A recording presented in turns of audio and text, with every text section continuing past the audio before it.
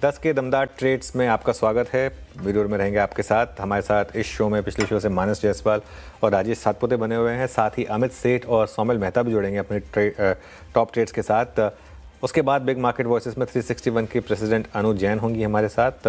Technicals पर बात करेंगे जेएम फाइनेंशियल सर्विसेज के डायरेक्टर और head of research Rahul Sharma ji से। साथ ही आशीष से जानेंगे कि बाजार में कमजोरी के बड़े संकेत क्या हैं, और नूपुर से जानेंगे कि कितना मार्केट ऊपरी लेवलों से करेक्ट हुआ है। एक बार मार्केट पर नज़र डालते हैं ज़रा। और देखिए, रैली तो है लेकिन टिकना मुश्किल है। और 23,284 तक गए हम। सुबह में एक्सपेक्ट कर रहे थे कि एक 23,300 से 400 के बीच तक की एक शॉर्ट कवरिंग रैली एक्सपेक्ट करें। वो अगर फेल होगी तो शॉर्ट का साइन होगा। खैर, बैंक निफ्टी भी लेकर आइए एक बार जरा। बैंक निफ्टी में भी अमूमन वही ट्रेंड है, एक रैली हुई, लेकिन दिक्कत क्या है कि रैली इसका टिकना मुश्किल हो जाता है क्योंकि हर कोई अपनी फंसी हुई पोजीशन से निकलना चाहता है। 54,200 से 500 की रैली हम एक्सपेक्ट कर रहे थे, 54,170 तक गए। अभी भी जरूरी नहीं है कि बस अब मार्केट कोलैप्स ही होगा, लेकिन let's wait and watch. At least sign तो बन रहे हैं कि एक रैली हुई और वो फेल हो रही है। और अब आप देखिए, मिड कैप वापस एक बार रेड में आता हुआ आपको दिखाई देगा। कुछ स्टॉक्स होल्ड आउट कर रहे हैं हालांकि। Grasim, UltraTech cement, Hindalco, GMR airports, ये 3-4 स्टॉक्स हैं जो इस समय आपको ग्रीन में ट्रेड करते हुए दिखाई देंगे। इंटरग्लोब एविएशन, ये भी एक और स्टॉक है जहां पर थोड़ी सी रैली है। लेकिन वीकनेस वाले stocks, oil marketing companies, IOC, HPCL, BPCL. हालांकि बीपीसीएल थोड़ा रिकवर हुआ लो से, लेकिन है ट्रेंड अभी भी इन तीनों स्टॉक्स में गिरावट का ही। साथ ही हिंदुस्तान जिंक, ये थोड़ा नीचे आया। कल रात को जो चांदी की प्राइसेस में करेक्शन आई, उसका एक इम्पैक्ट यहाँ पर। वीरो बिल्कुल, तो यहाँ पे ओएमसीज, हिंदुस्तान जिंक बैकफुट पे छोटी सी समरी आपने सुनी अभी। और एक काम करते हैं, ट्रेड्स का क्रम शुरू करते हैं। राजेश सतपुते, मानस जायसवाल पिछले आइटम्स इस आइटम में भी होंगे। फ्रेश पर्सपेक्टिव लेकर, ताज़ा तरीन नजरिया लेकर अमित सेठ, सौमिल मेहता, आप सभी को नमस्कार। Amit, good morning. आपके दो ट्रेड्स। जी good morning Viren ji, good morning Anuj ji, and good morning everybody on the panel. Viren ji, दो आइडियाज रहेंगे, एक लॉन्ग साइड में, एक शॉर्ट साइड में। लॉन्ग साइड में मैं ग्लेनमार्क फार्मा के साथ जाना चाहूंगा। ग्लेनमार्क फार्मा का स्ट्रक्चर पॉजिटिव है। यहाँ पे हमने काफी स्ट्रेंथ देखी थी, 2-3 दिनों का पुल बैक आया जो रिवर्सल वापस 10-20 डेमा के जोन से दिखा रहा है। तो ग्लेनमार्क फार्मा बाय करना है। स्टॉप लॉस हमारा रहेगा 2175, 2175 का। और टारगेट्स रहेंगे 2250, 2250 के। वीरेन जी, दूसरा trade on the short side रहेगा टाटा मोटर्स पैसेंजर व्हीकल्स। यहाँ पे कुछ वीकली सपोर्ट्स भी ब्रीच हुए हैं। Overall Tata Motors passenger vehicles में डाउनवर्ड मोमेंटम काफी स्ट्रांग है। और जिस हिसाब से इसकी पोजीशनिंग है, देख के लगता है कि ये 300 के लेवल्स विजिट कर सकता है। तो Tata Motors passenger vehicle short करना है। स्टॉप लॉस हम एक टाइट रखेंगे 315, 315 का। और टारगेट्स हमारे यहाँ पे रहेंगे 300 रुपीज के। Okay. Saumil ji, good morning. आपकी दो trades. Good morning to everyone. मेरे दो ट्रेड्स होंगे, दोनों ही सेल साइड पर होंगे। मेरा व्यू नेगेटिव रहेगा मार्केट्स पे, थोड़े से नीचे के लेवल्स में एक्सपेक्ट कर रहा हूँ। पहला स्टॉक होगा मनप्पुरम फाइनेंस का। मनप्पुरम में ऑलरेडी एक डाउन ट्रेंड चल रहा है। सारे averages, short term averages 200 daily moving average के नीचे चल रहा है। एक ट्रायंगुलर पैटर्न बन रहा है ऑन द आवरली चार्ट्स। मुझे लगता है ये नीचे की तरफ टूटेगा। स्टॉप लॉस रहेगा 266 पर और नीचे में टारगेट्स होंगे 235 पर।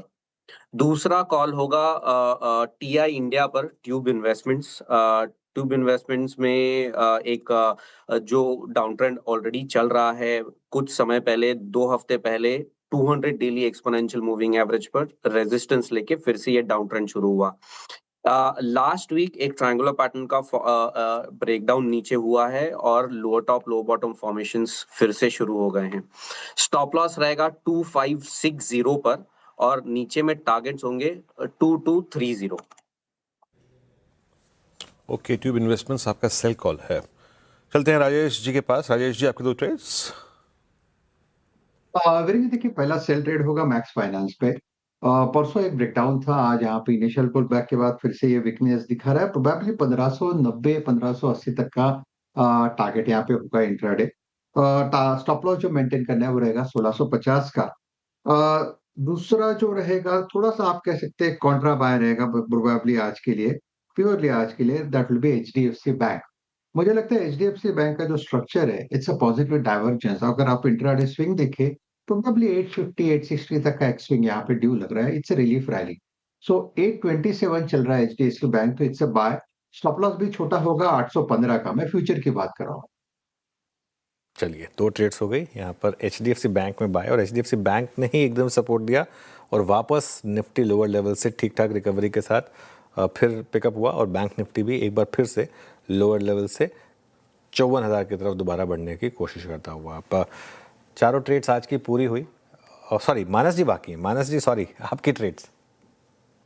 तो देखिए अनुज जी, पहला रिकमेंडेशन एक सेल रिकमेंडेशन है। मैरिको पे एक सेल ट्रेड लेना है लोअर टॉप लोअर बॉटम्स के साथ। स्टॉक ने अपने 100 मूविंग एवरेज को ब्रेक किया है, तो मैरिको के फ्यूचर में एक सेल ट्रेड लेंगे। 754 का स्टॉप लॉस आपको मैरिको के फ्यूचर में लगाना है और 730 रुपए तक के टारगेट्स पॉसिबल है मैरिको के फ्यूचर में। तो दूसरा रिकमेंडेशन है वो एल्केम का है। एल्केम ने 200 मूविंग एवरेज कल 2 दिन पहले ब्रेक किया था, लेकिन आज एक बहुत ही इंपॉर्टेंट प्राइस सपोर्ट जो कि 5350 था उसको ब्रेक किया है। मेरे ख्याल से एल्केम के फ्यूचर में भी बिकवाली करनी है। स्टॉप लॉस आपको लगाना है 5426 का और टारगेट सेट करने हैं 5100 रुपए के 5100। ऑल राइट, चलिए अब काम करते हैं, आगे बढ़ते हैं। हमारे साथ मार्केट ट्रेंड पर बात करने के लिए 361 की प्रेसिडेंट अनु जैन मौजूद हैं। अनु, गुड मॉर्निंग। देखिए, मार्केट में करेक्शंस पहले भी हुई हैं, लेकिन इस बार एक कहा जा रहा है कि ये एक मैन मेड करेक्शन है। ऐसे में किसी भी लेवल पर अंदाज़ा लगाना थोड़ा मुश्किल होगा और जिस तरीके से ब्रेंट भागा है, हमारे लिए एक बहुत बड़ा मैक्रो रिस्क भी ओपन हो रहा है। इस एनवायरनमेंट में आपकी क्या सलाह रहेगी? मॉर्निंग अनुज, मॉर्निंग वीरू।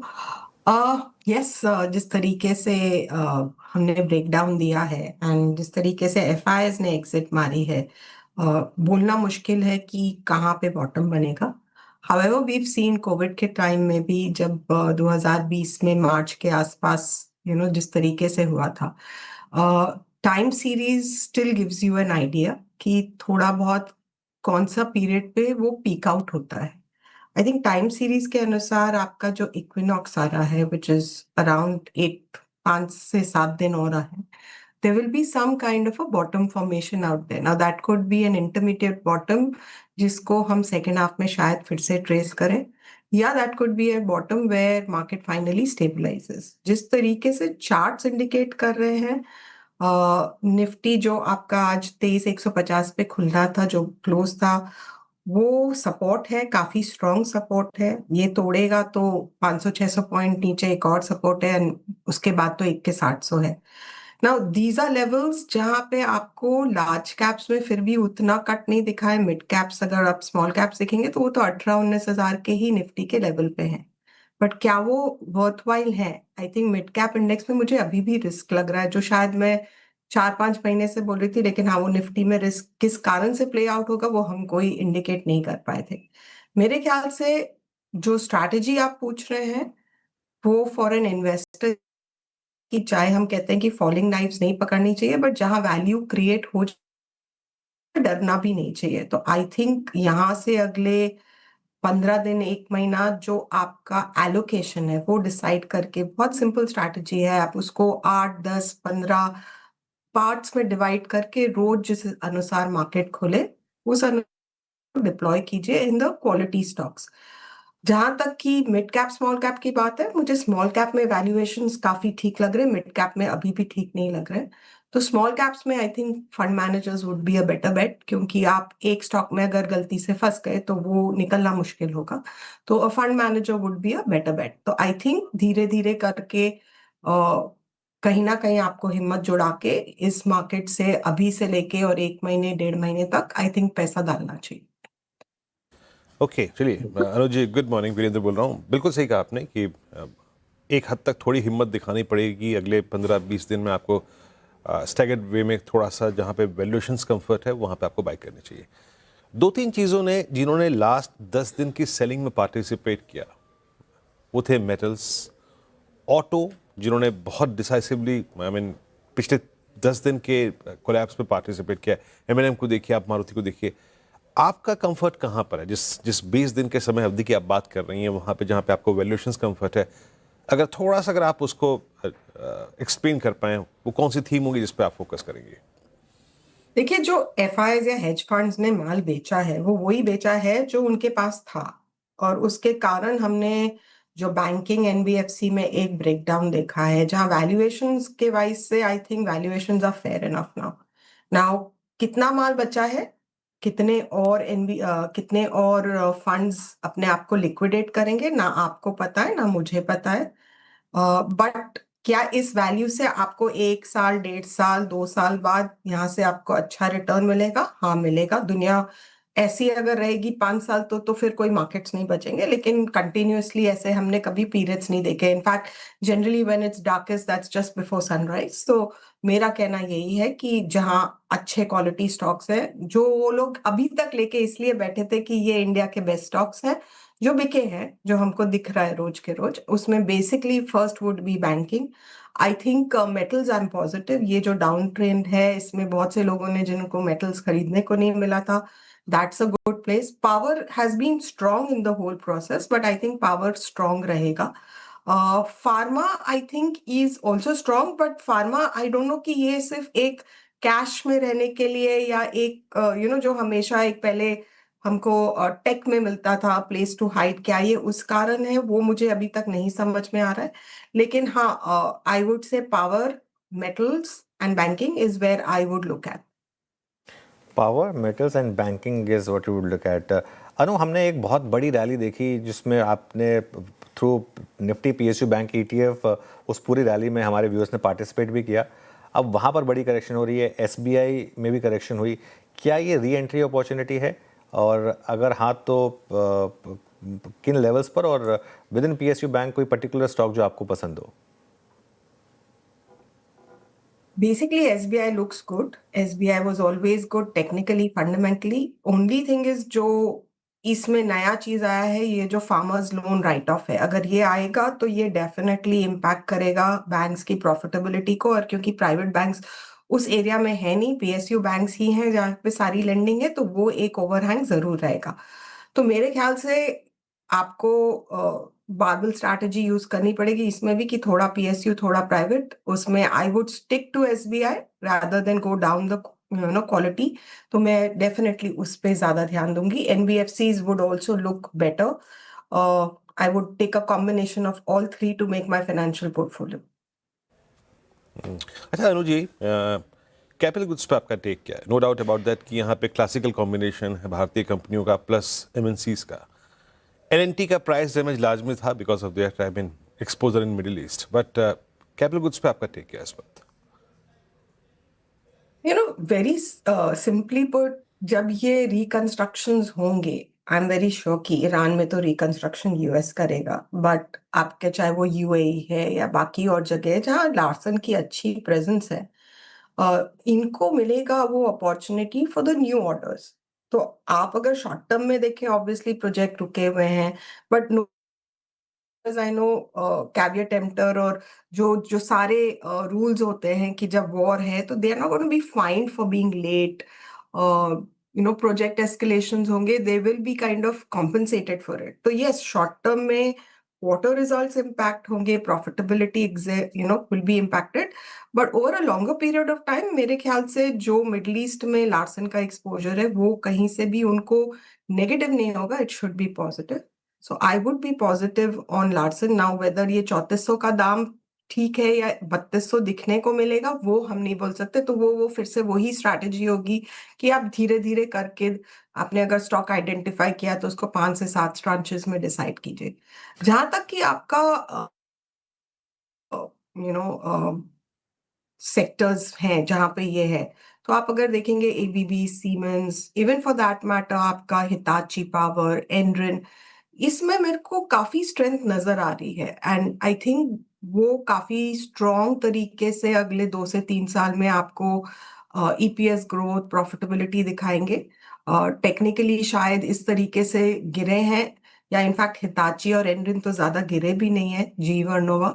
तो these are places which are related to power also. तो आपको इसमें ध्यान रखना चाहिए। मेरे ख्याल से collection on bad days is a good idea. Okay, चलिए ये बात हो गई इस समय कुछ स्टॉक स्पेसिफिक। अनु, कोई और स्टॉक इन स्पेसिस के अलावा जो आपको इस समय अच्छा लग रहा है बाय या सेल करने के लिए? ऑनेस्टली अनुज, इस समय तो पूरा मार्केट अच्छा लग रहा है, तो कोई स्पेसिफिक स्टॉक नहीं है। मैं तो यही कहूंगी कि जिसने विश लिस्ट बनाई है वो विश लिस्ट में पैकिंग शुरू कर दीजिए। कुछ नहीं समझ में आया तो Nifty ETF is the best way to play it. I think आप उसी में SIP की तरह करेंगे जब तक आपको स्टॉक समझ में नहीं आया, तो even that's a good strategy. मैं जो आपको बता रही हूँ वो मैं अपने क्लाइंट्स के साथ भी यही स्ट्रैटेजी कर रही हूँ, क्योंकि ऑनेस्टली इस मार्केट में कोई ऐसा नहीं है जो एक उंगली डाल के बता दे कि ये स्टॉक का आज बॉटम बन गया है। बट हाँ, आपको पता है कि कंपनी अच्छी है, ग्रोथ अच्छी आएगी, तो आपको धीरे धीरे पेशेंस करके उसमें एंट्री लेनी पड़ेगी। बिल्कुल। खैर, मार्केट में इस समय वापस एक गिरावट शुरू हो गई है। अनु, बहुत बहुत शुक्रिया आज हमारे साथ जुड़ने के लिए और अपना व्यू हमारे साथ शेयर करने के लिए। एक बार जरा लेकर आइए निफ्टी फ्रॉम डेज हाई कितना फिसला है। और ये देखिए 23 वीरो, जो हम बात कर रहे थे ना कि निफ्टी पर 23,300 तक के करीब की कोई रैली फेल हो उसका वेट करें, और बैंक निफ्टी पर 54,200 तक की रैली, ये हमने 2 लेवल मेंशन किए थे। एग्जैक्टली वहाँ तक तो नहीं गए, लेकिन मतलब थोड़ा सा मोटा मोटी अप्रोच वही ठीक रही कि थोड़ा सा एक हल्की सी रैली का वेट करें और फिर वहाँ पर शॉर्ट करें। और अब देखते हैं हम, मेरे ख्याल से अगर डे लो टूटा तो सबके स्टॉप लॉसेस वहीं प्लेस्ड होंगे, अगर किसी ने कॉन्ट्रा लॉन्ग भी लिया होगा तो इस मार्केट में। और ये देखिए मार्केट बहुत ज़्यादा ख़राब है, इस तरीके की मार्केट में बड़ा पैसा शॉर्ट करके ही बन रहा है, और एक बार फिर से ये साबित हुआ। अब प्रोवाइडेड आज का लो बचा रहे, ये अगले आधे घंटे में क्लियर हो जाएगा। लेकिन एक बात करते हैं, आशीष के पास चलते हैं। मार्केट में क्या कुछ खास आंकड़े हैं, और इस करेक्शन को आप कैसे कंपेयर करें कोविड वाली करेक्शन के साथ? तो आंकड़े क्या कहते हैं, ये आशीष से समझते हैं। आशीष, गुड मॉर्निंग। मॉर्निंग। और मार्केट में दरअसल आप देखें तो ब्रॉडर बेस्ड बिकवाली यहाँ पर देखने को मिल रही है। अभी भी देखें मार्केट फिसल गया, और इसी चीज़ को समझाते हुए हमारी टीम ने बहुत बखूबी लिखा है कि मार्केट की फिर से सांसें फूली है, क्योंकि मार्च का ही महीना है, और मार्च से याद आता है मार्च 2020, जब मार्केट में आप देखें तो कोहराम मचा हुआ था, बड़ी गिरावट देखने को मिली थी। अब काफ़ी हद तक अगर आप देखें तो सिमिलैरिटीज़ यहाँ पर नज़र आ रही हैं, खासतौर पर देखें तो जिस प्रकार से ब्रॉडर मार्केट्स में आपको गिरावट देखने को मिल रही है। जो एडवांस और डिक्लाइन रेशियो है, ऐसा नहीं है कि जो पश्चिम एशिया की वॉर शुरू हुई है उसके बाद से ही कमज़ोर हुआ है। एक्चुअली एक साल से देखें, पिछले एक साल से लास्ट 6 महीने का जो एडवांस डिक्लाइन रेशियो है, ये काफ़ी कमज़ोरी के संकेत दे रहा था, 1 के नीचे आंकड़ा यहाँ पर चल रहा था। अब खास बात यह है कि जब मार्च 2020 में गिरावट आई थी तब ब्रॉडर बेस्ड बिकवाली थी, और जो एडवांस डिक्लाइन रेशियो था ये 0.72 का था। अब ये आंकड़ा 0.71 का देखने को मिला है, मार्जिनली लोअर है, लेकिन आप देखिए कि किस प्रकार से ब्रॉडर मार्केट्स की वीकनेस का अंदाज़ा आपको इस ADR से नज़र आएगा। अब खास बात ये भी है कि इस महीने अगर आप देखें तो BSE में जो एडवांस डिक्लाइन की ब्रेथ है, इसमें गिरने वालों की संख्या 2866 के करीब है, चढ़ने वाले 2036 के आसपास है। लेकिन मार्केट का बड़ा बुरा हाल है। पिछले 2 हफ्तों में देखें तो ऑलमोस्ट 34 लाख करोड़ का मार्केट कैप भारतीय स्टॉक मार्केट का ये साफ होते हुए नजर आया।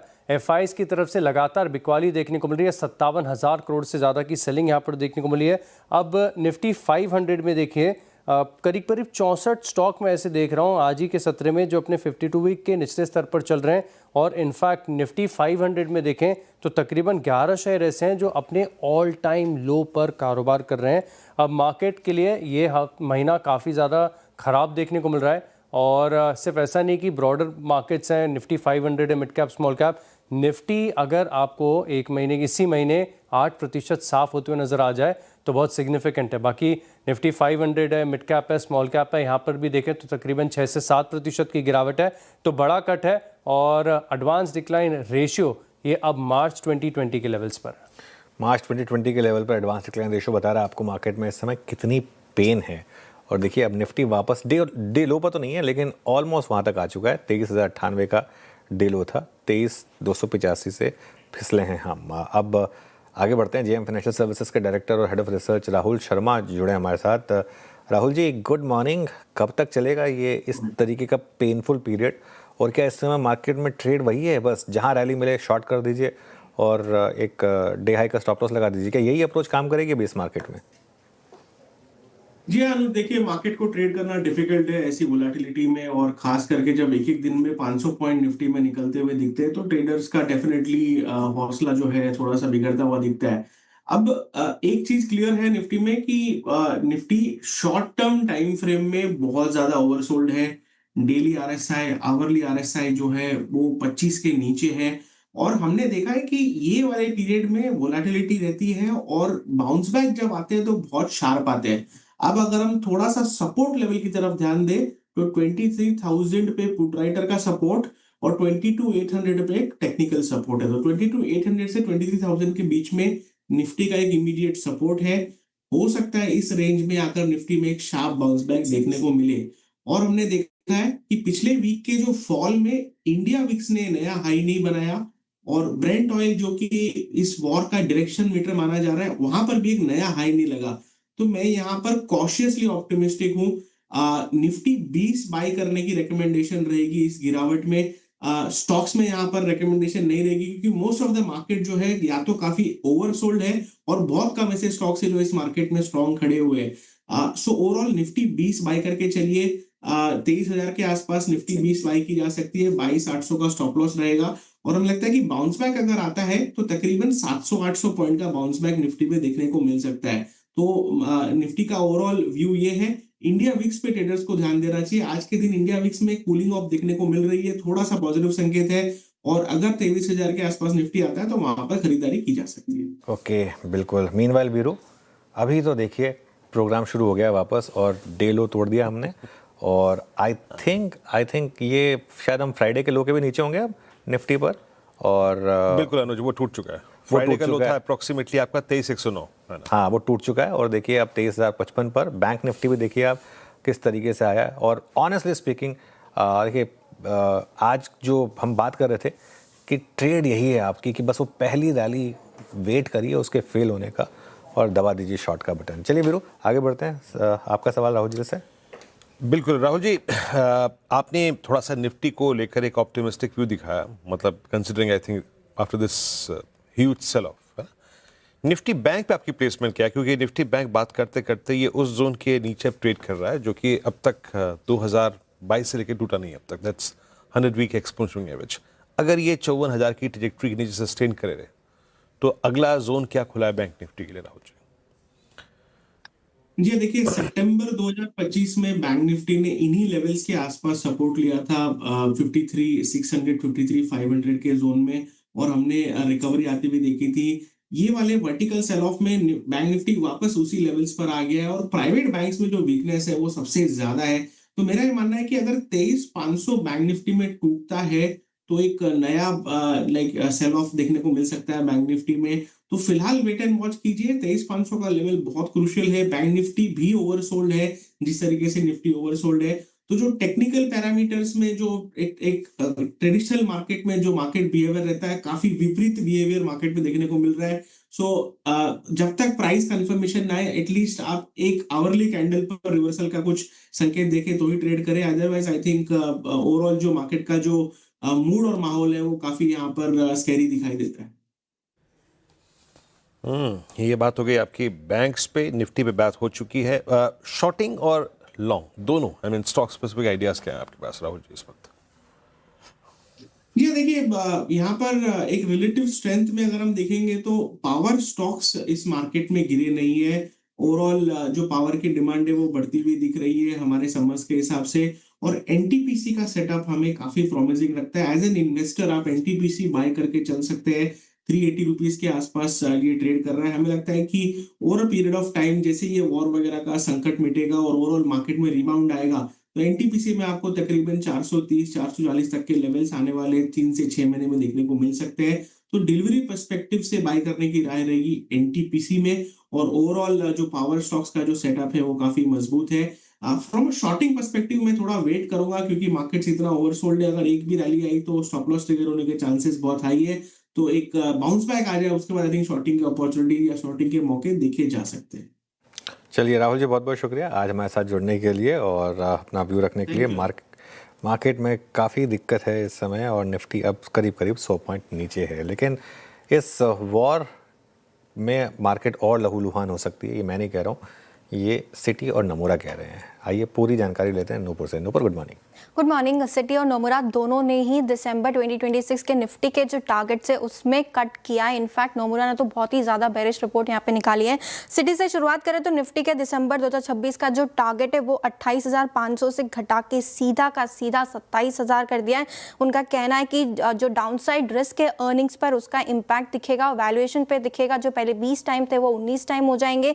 उनका ये भी कहना है कि जो ऑयल प्राइसेस अगर यहाँ से कंटिन्यू रहती है 3 महीने तक ऊपरी लेवल पर तो FY27 की जो ग्रोथ होगी वो 20 से 30% का डाउनसाइड रिस्क देखने को मिल सकता है। महंगाई दर, इन्फ्लेशन यहाँ पर भी 50 से 75 बेसिस पॉइंट बढ़ने की उम्मीद यहाँ पर सिटी लेके चल रहा है। इसके अलावा फिस्कल डेफिसिट की बात करें तो 0.1% परसेंटेज पॉइंट और करंट अकाउंट डेफिसिट में लगभग $25 बिलियन का जो अपसाइड रिस्क है उसका अनुमान सिटी ने यहाँ पर लिया है। सेक्टर्स और स्टॉक्स पे भी उनकी राय आते हुए दिखी है, जहाँ पे उन्होंने कहा है कि ऑयल, गैस, इन सब की इम्पैक्ट जो है वो सेक्टर्स पे नजर आएगा। इसीलिए ऑटो सेक्टर को उन्होंने ओवररेट की रेटिंग से घटा के अब न्यूट्रल की रेटिंग दे दिए।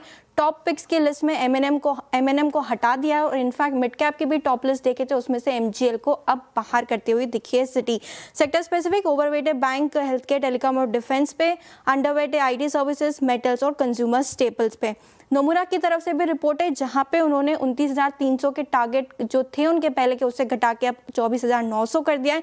उन्होंने तो इनफैक्ट ये भी कहा है कि हो सकता है आगे चल के 5% से ज़्यादा का करेक्शन और निफ्टी में देखने को मिले और 5% के करेक्शन के बाद ही यहाँ से उन्हें जो है वो बाइंग अपॉर्चुनिटी नज़र आती है। तो बड़ा कट है नोमुरा और सिटी की तरफ से।